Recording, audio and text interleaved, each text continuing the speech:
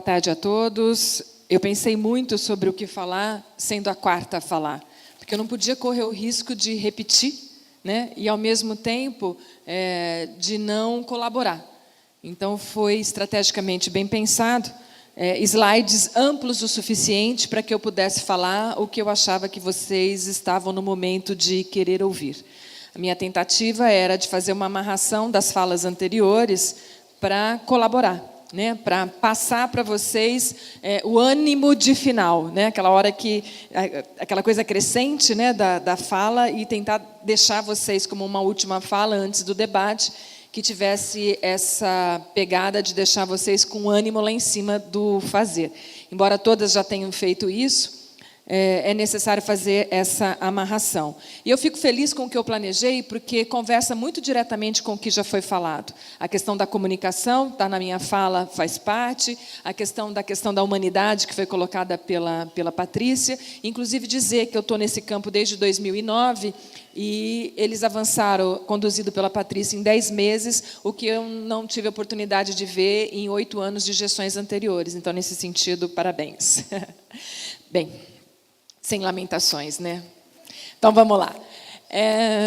Hoje eu venho aqui, eu sempre quis conhecer Embu das Artes, tinha passado já do Rodoanel, diversas vezes querendo entrar. Então, quando veio o convite da Márcia, a quem eu agradeço, eu falei, opa, eu vou em Embu das Artes, agora eu tenho que ir mesmo, né? Imediatamente eu convidei a nossa diretora de gentilezas. No nosso instituto tem esse cargo. Nem sempre chamou assim, antes chamava diretora de coisinhas, porque ela cuidava de todos os eventos que a gente fazia, ela cuidava das coisinhas. Qual era o mimo que a gente ia dar no final, como que ia ser o convite, como é que a gente ia fazer a interpretação, que tipo de mensagem a gente queria deixar. Só que aí nós fizemos um primeiro evento e criou um nível tão grande que a gente chegava a ser cobrado nos eventos seguintes, e aí isso virou uma neura, né? Porque a gente tinha que se superar a cada evento. E aí, como ela conseguiu ir se superando, a gente resolveu dar uma promoção para ela, e aí ela deixou de ser diretora de coisinhas, que era esse termo mesmo que chamava, e hoje ela é diretora de gentilezas. E fazer economia criativa de um certo tempo, ou de um certo jeito de pensar, tem muito a ver com gentilezas. A economia criativa, ela é uma economia que nasce para ser gentil. Então, faz muito sentido o que eu vou trazer para vocês. A nossa experiência enquanto grupo, acho que eu pulei um. Isso. Esse é o nosso grupo de pesquisa, nós estamos juntos desde 2013. A gente já tinha trabalhado juntos, quase todos juntos, por 4 anos na Secretaria de Cultura de Ribeirão Preto. Tive a oportunidade de ser secretária. E esse grupo todo se somou para fazer o que é muito importante para todos os municípios que quer se validar enquanto criativo, que é o seu inventário de referências culturais. Muito importante que todos os municípios tenham, para definitivamente entender quais são as suas potencialidades e, dessa forma, conseguir responder o que o Filipe colocou aqui, que quais são elas. Na nossa missão, enquanto estatuto de instituto, estava diagnosticar as potencialidades e potencializar as potencialidades não potencializadas. E aí a nossa revisora de gramática não me deixou escrever assim. Ela falou, não, Adriana, está muito redundante. Mas é para ser. É para ser. Porque eu afirmo para vocês que a potencialidade de vocês é maior do que ela está potencializada. Definitivamente maior. O que está a arte dessa economia criativa é descobrir ferramentas e mecanismos que nos permitam potencializá-la da maior e mais ampla forma possível. Esse é o grande exercício. Então, quando a gente começou a fazer... a nossa vantagem enquanto grupo é a nossa multidisciplinaridade. Ali nós temos gestores ambientais, engenheiros, arquitetos, comunicadores, educadores, pessoas da área de história da arte. E quando você junta grupo tão diferente para pensar, o exercício é doloroso, mas o resultado é fabuloso. Porque você consegue ter uma dimensão de produção muito interessante. Primeiro, porque você precisa se vencer internamente, antes de propagar uma ideia. E aí, para vencer internamente num grupo tão eclético, é difícil. O que eu quero dizer com isso? Todo mundo que for trabalhar com economia criativa, busque essa grande dimensão de produção. Tragam diferentes para pensar com vocês. Pensem fora da caixinha. Não vem aquela questão de poder público, eu tive experiência de 4 meses, de 4 anos, eu faço assim porque eu já fazia assim. O processo criativo pede, exige, clama que a gente quebre com essa lógica. Né? E essa lógica dentro do poder público é muito arraigada, e daí a grande dificuldade de fazer projetos de gestão de cidades no campo da economia criativa dentro do poder público. Às vezes é mais fácil na iniciativa privada, porque o quadrado da iniciativa privada às vezes pode ser alargado, e do setor público tem limitações imensas que às vezes a gente não dá conta. Uma forma de dar conta é trazer os diferentes, pedir a contribuição. Política pública nasce de demandas. Se não há demanda pela economia criativa no seu município, não há atenção do seu gestor macro. Então, é preciso mostrar demanda. Assim como ela colocou ali, do artesanato, a Márcia apresentou ela dizendo, ela sempre demanda a gente de falas sobre economia criativa. Estamos aqui. Então, política pública vem da demanda. Se ela não existe, não há preocupação. Então, a gente precisa, agentes criativos, a gente precisa demandar dos nossos gestores olhares especiais, rubricas especiais, ações motivantes, organizadoras do nosso processo criativo. A nossa experiência de 5 anos nos levou a 22 cidades da nossa região, para pesquisarmos. Um dos momentos, por exemplo, é que o nosso instituto foi contemplado num dos editais de economia criativa do Estado e nos coube fazer 3 seminários em 3 cidades diferentes da nossa região. E o que a gente queria levar para o seminário era a prática da nossa pesquisa. Então, a gente foi para cidades para descobrir quais eram as potências delas e depois dizer como é que elas podiam ser potencializadas. Então, esse estudo a gente fez de 22 cidades. O que é diferente hoje para mim nessa fala? Eu estava falando lá na região de Ribeirão Preto, para cidades que não estavam apoiadas no campo da economia criativa, diferente de todos vocês. Então, é como se vocês tivessem um passo acima daquele exercício todo que eu vinha fazendo com aquelas cidades. Para os prefeitos das cidades que eu visitei, economia criativa era um jeito criativo de fazer economia. Pelo amor de Deus, não tem nada a ver com isso. Né? É muito mais que isso, muito mais abrangente que isso. O nosso grupo, em especial, se deu o direito, até por conta dessa dimensão de pensadores, de criar conceitos próprios, o que é uma delícia. E aí a gente entendeu que existem campos diferentes. Tem um grupo que fala de economia criativa com os pés na economia.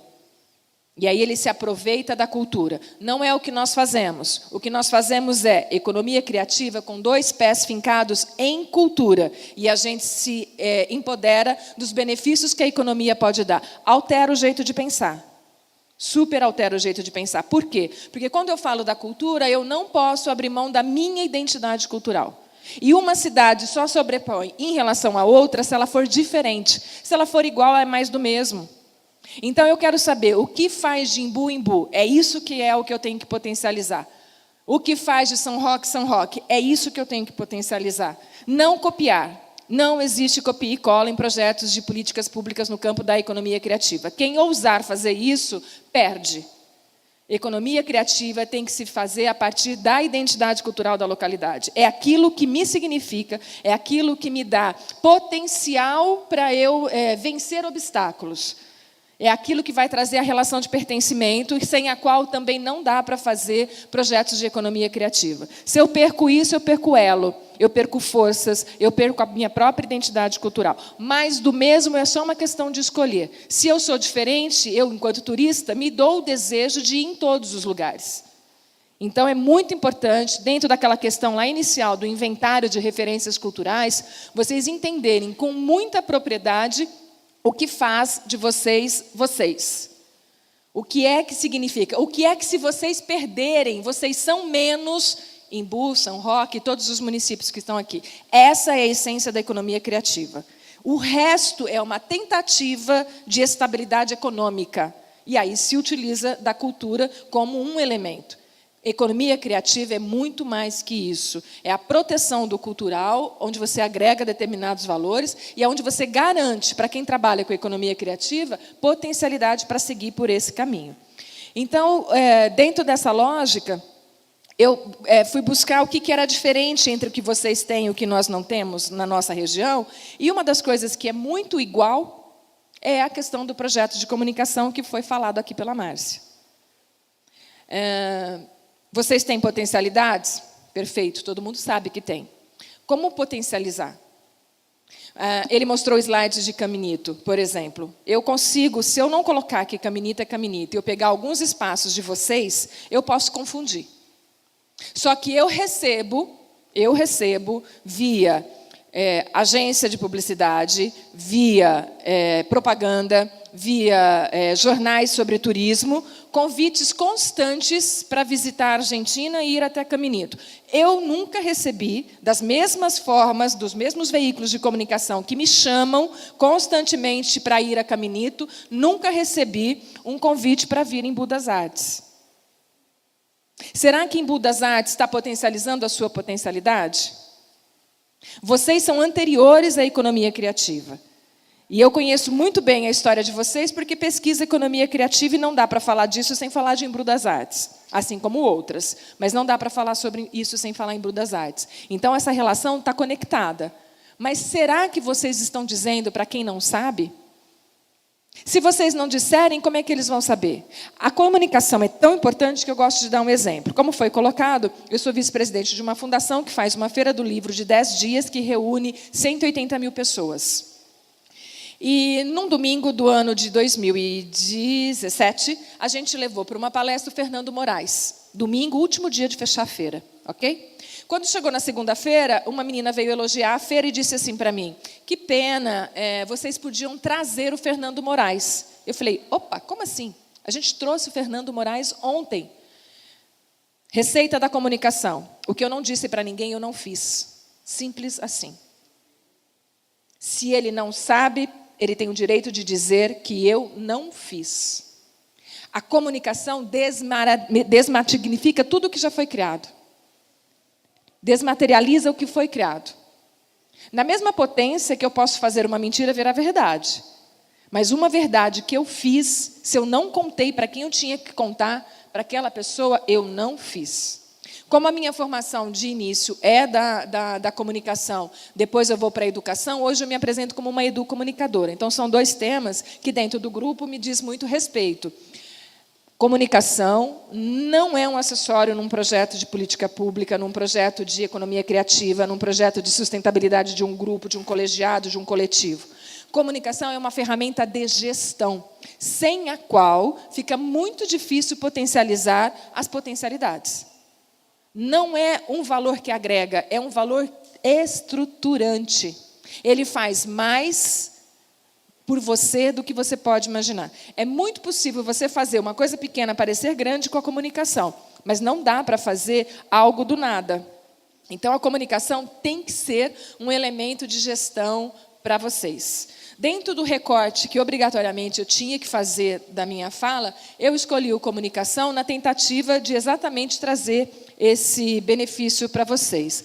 No campo da economia criativa, atualizei algumas notícias, até porque São Paulo foi ênfase nas últimas 2 semanas com um evento internacional que aconteceu, muita gente falando sobre economia criativa no campo da indústria criativa, e por conta disso os jornais deram ênfase, alguns números foram revelados muito recentemente. Como, por exemplo, o Estadão, economia criativa cresce acima da média no Brasil. Ou então o valor, economia criativa gera 2,6% do PIB, todas notícias recentes. Ou isto é dinheiro. Crise, a economia criativa não sabe o que é isso. Vocês estão na economia criativa, vocês sabem o que é crise? Se sabem, então é que a gente tem que buscar outras ferramentas. Porque os números da economia nacional estão dizendo que tudo está baixando, só a economia criativa está crescendo. Notícias mais antigas que eu tirei da apresentação, exatamente porque eram antigas, dão conta de que a economia criativa cresce, mas setor não se profissionaliza. Então, buscar as parcerias com a ETECRIS é muito importante para vocês. A gente estava ali as duas de bico lá embaixo, porque não tinha o nome da nossa cidade. Não, tem que ir para Ribeirão, assim como alguém aqui reivindicou para vir para Embu das Artes, né? Quem trabalha com a economia criativa precisa fortalecer os seus pares. E o que é isso? Quando a gente chegou aqui, eu cheguei 11h30, porque a gente queria almoçar, a gente queria passear e tal. E aí a gente foi no Museu Sacro. E aí eu e a minha amiga perguntávamos assim, a gente conta ou a gente não conta? É desagradável ou não é desagradável? Eu falei, não, é uma ideia de compartilhar experiências. Então, quando a gente entrou no museu, a gente não sabia se era tempo ou não para ver, se a gente ia ou não ia entrar. E a pessoa que nos atendeu não fez nenhuma articulação verbal que me convencesse a assistir e entrar. Ela não se manifestou no sentido de me convencer a entrar. E a gente resolveu usar como exemplo para dizer como a comunicação é importante. E aí a gente brincou, inclusive na rua, como é que a gente teria feito se eu quisesse convencer 2 turistas de fora a visitar o museu e investir cada uma R$8 para visitar.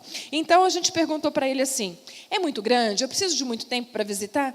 Não, tem um espaço pequeno para você visitar. Silêncio. E aí a gente fez o exercício. Como é que você faria? Eu falava, olha, vale a pena. E eu, se fosse você, não ia embora de Embu das Artes sem entrar no museu. Você precisa dar uma olhada no museu. Com certeza vai valer o seu almoço, caso você perca o seu almoço. Vale a pena você entrar. No mínimo, se eu quero convencer. Isso é qualificação do profissional. Se ele está atuando no campo da economia criativa, ele tem que ter habilidades diferenciadas, a habilidade do convencimento e a comunicação. Ele não estabeleceu um elo de comunicação, ele não nos convenceu, a gente comprou um lápis e saiu. Né? Isso é muito importante, porque esse é um cenário, não é um cenário da necessidade.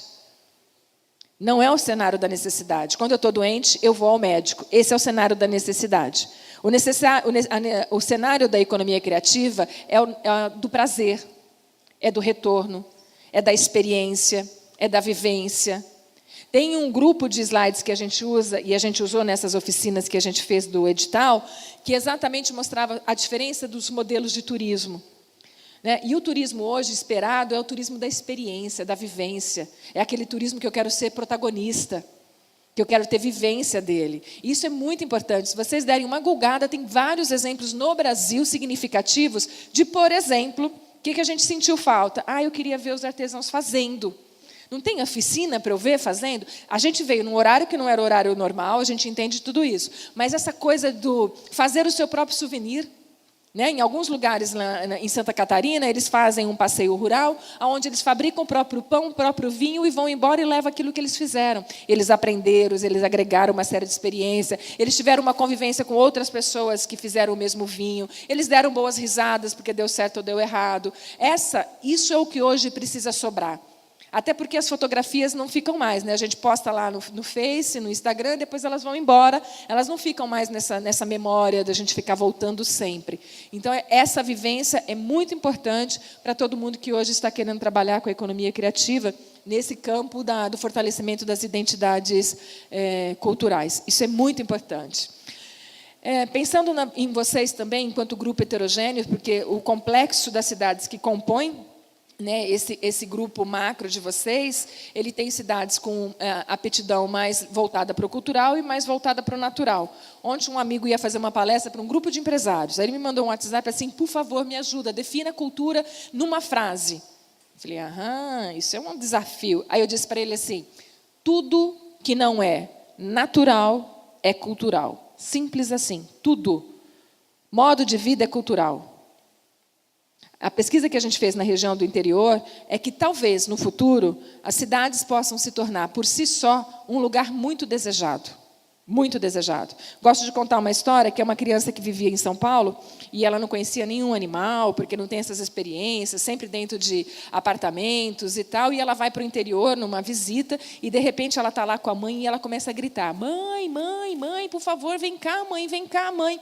Olha isso, mãe. A mãe sai correndo para ver o que é, ela aponta uma galinha e fala assim, mãe, uma quinor. Talvez a gente venha a viver momentos em que as pessoas que estão nos grandes centros queiram encontrar nos lugares menores outras vivências. Quem hoje não está valorizando a moda vintage?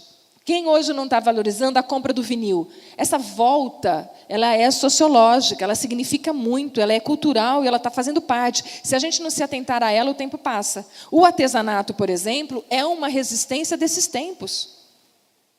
O design vem trazer modernidade para o artesanato para ele viver os tempos, vencer os tempos. Mas o artesanato é uma forma de expressão cultural de resistência.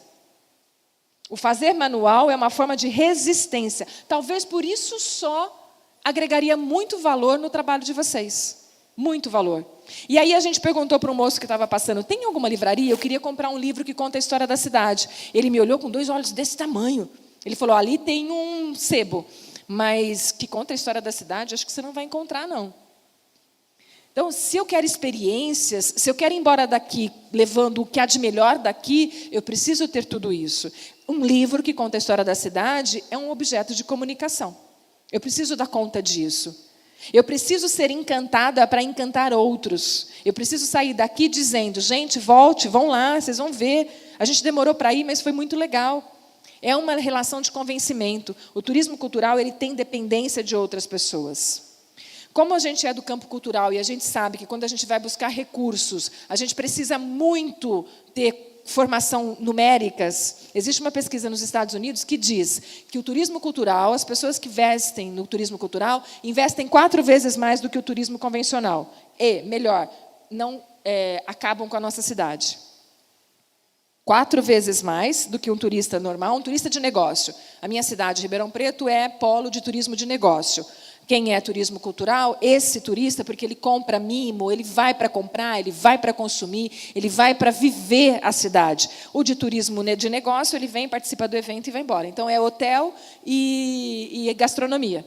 O de cultural é hotel, é gastronomia, é passeio, é mimo, é experiência, é um espetáculo de teatro. Então, 4 vezes mais. Os municípios precisam ver isso como uma fonte de renda poderosa e não como uma alternativa.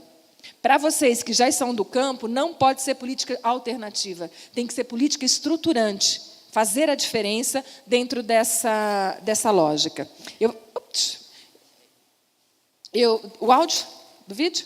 Eu vou trazer um vídeo muito rapidinho que vai trazer a fala de um representante da Unesco que explica bem o que eu quero falar. Pesquisadores do IPSI participaram do 5º Congresso Internacional de Cidades Criativas, realizado na cidade do Porto, em Portugal, entre os dias 25 e 27 de janeiro.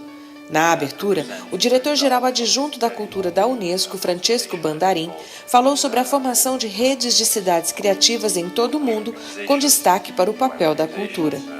As cidades estão hoje na vanguarda do desenvolvimento humano, representando lugares de oportunidade, mas também de desafio. E com a expectativa que os 60% da população mundial viva em áreas urbanas no ano 2030, a sua importância só vai continuar a crescer. Enfrentar o desafio da urbanização é, portanto, uma das questões mais prementes do nosso tempo. A Unesco acredita que a cultura é essencial para encontrar soluções criativas. É só o que eu queria. A Unesco acredita que a cultura é essencial para encontrar soluções. Ele fala, estamos vivendo um momento de um grande desafio, mas, entretanto, uma ótima oportunidade. Desafio, oportunidade, cultura como um meio de fazer a diferença. Contribuindo à fala do Felipe, que ele falou sobre a Inglaterra, há vários artigos super interessantes dizendo que na crise de 2008 foi a economia criativa que não deixou a Inglaterra sucumbir. Porque a economia criativa é aquela que empodera a pessoa por si só. O artesão faz o artesanato dele, a gastronomia é ele que faz o alimento dele. Existem várias formas dentro da economia criativa que garante a sustentabilidade a partir de uma pessoa só. Isso é muito importante nesse campo. Esse encontro, por exemplo, de São Paulo, evento sobre economia criativa, trata de como a cultura melhora as cidades. Essa deve ser a grande olhada. Pensando no campo da oportunidade, do desafio e da cultura como um grande potencial, esse aqui é um infográfico da metodologia que a gente usa para poder diagnosticar as potencialidades. A gente tem uma metodologia de escuta, que é muito importante. A gente cumpre 5 caminhos. O primeiro é fazer o de referências culturais. Nada para a gente é possível no campo da economia criativa sem que eu entenda muito bem a minha cidade, que eu tenha resposta para todas as minhas perguntas, que eu consiga enxergar aquilo que está imerso. É possível que vocês tenham muito mais daquilo que vocês acreditam que de verdade vocês têm. E só um olhar muito atento pode revelar isso. Então, a escuta é muito importante. A gente chega nos municípios, não avisa poder público e faz a escuta da população. Coisas que muitas vezes um de fora consegue ouvir mais do que vocês que já estão de dentro. Porque existem 4 níveis de escutas e o 4º nível, que é o mais difícil de chegar, exige que você faça essa escuta muito apurada. O segundo é quando a gente desenha as potencialidades. O terceiro, a gente faz um plano de ação. O quarto, a gente implementa o plano de ação. E o quinto é a unidade de medidas, quando eu vou ver o que tipo de resultado isso já me proporcionou. Desde 2009 que a gente trabalha com a economia criativa, ela está lá em 1900 e pouco. Algumas pessoas, como disse o Filipe, pode parecer nova, e eu vou dizer para vocês, ela já está ficando velha. Tanto está ficando velha que hoje já existe um conceito novo em substituição à economia criativa, que é a economia C, que significa economia colaborativa, economia circular e economia criativa. É como se a economia criativa sozinha não tivesse dado conta e ela foi pedir ajuda. E aí, então, ela pediu ajuda para colaboração e ela pediu ajuda para circular. A colaboração, por si só, se define, é aquela em que a gente se coopera. Eu faço por você, você faz por mim, só acontece porque estamos todos juntos. A circular é muito interessante. A circular é aquela em que o benefício circula ao meu redor. Eu planto em Embu das Artes, eu vendo no supermercado do Embu das Artes, e eu compro em Embu das Artes do supermercado que compra da pessoa que produz em Embu das Artes. Circulou a economia. Mas ela não vai ficar muito naturalmente. É preciso que haja a interferência do poder público para reorganizar esse sistema. Então, por exemplo, os artesãos precisam da matéria-prima, então eles podem primar pela matéria-prima que seja daqui mesmo, e aí você vai gerando uma coisa pela outra. A pessoa que vai fazer os restaurantes, fomentar que a verdura seja plantada aqui, então isso está dentro da circular. Hoje, a economia criativa continua forte, como a gente viu nas manchetes dos jornais, mas ela está exigindo outras apêndices, e duas delas vêm para colaborar a potencialidade dessa economia, apoiada pela colaborativa e pela circular. Para eu terminar com essa minha vontade, desde o começo, de deixar para vocês um referencial de ânimo, essa cidadezinha, bem pequenininha, olha lá na imagem de cima, bem pequenininha, de Berkeley, ela fica fica na Inglaterra. E é uma cidade que todo mundo saía da Inglaterra, ia até o Liverpool, por exemplo, e não parava em Berkeley. O turismo da Inglaterra estava em alta, o turismo de Liverpool estava em alta, Berkeley estava ali no meio e ninguém parava ali. E aí os gestores públicos de Berkeley começaram a pensar, o que está acontecendo? O que a gente tem? E, de repente, eles descobriram que é o que eles tinham que era ruim, que não trazia o turista, que era o vento. É um lugar que venta muito. E aí os gestores públicos tiveram uma ótima sacada, muito provável, entusiasmado por todo aquele movimento da Inglaterra de revitalizar suas potencialidades, e eles pensaram assim, vamos fazer um concurso de ideias e vamos ver o que a gente consegue fazer com esse vento todo. Né? E aí Berkeley pensou num concurso de grandes esculturas, uma em especial venceu para instalar 5 esculturas, essa é uma delas. Qual a grande vantagem dessa escultura? Ela é feita de canos. Se eu sopro de um lado do cano, o que acontece? Ventos mais fortes, sons de um jeito, menos fortes, outros sons. Trata-se de uma escultura que canta. E aí essa escultura ela foi aparecendo em vários livros de economia criativa. Em vários livros. Ela sempre era citada como um exemplo de economia criativa, de você transformar a sua dificuldade em um benefício. Essa é a criatividade. Você transformar uma coisa que está a seu desfavor numa coisa que seja muito legal para você e que agregue valor de todas as formas. E aí, então, as pessoas começaram a parar para ver, só para ouvir. Né? São 5 esculturas no total, todas elas dialogam com esse espaço físico de amplitude. Uma delas você olha numa coisa pequenininha e você vê as coisas todas em outras dimensões. Tem umas que você olha para cima e como é um vasto muito grande, né? Não é uma cidade de grandes elevados, você consegue ter outras percepções, mas ela o tempo inteiro trabalhou com isso, com percepções. E é uma escultura que gera sensações diferentes, dependendo de como está o vento. E claro, como eu não sou má, eu vou trazer um pouquinho do vento para vocês.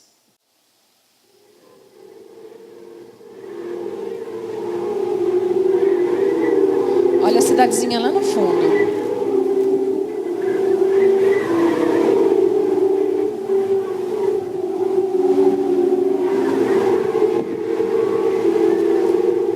Então, a gente costuma dizer, todas as oportunidades de formação que a gente tem para grupos que querem trabalhar com a economia criativa, que é um grande exercício transformar vento em música. Esse é o nosso grande desafio, transformar vento em música. Né? E como é que a gente faz isso? Nunca sem diagnóstico. Nunca sem entender, de fato, qual é a dimensão do meu problema. Aonde é que ele está morando? Será que era meu problema mesmo? O caso do vento mostra para a gente que não. Eles olharam o tempo inteiro para o vento como se ele fosse um problema.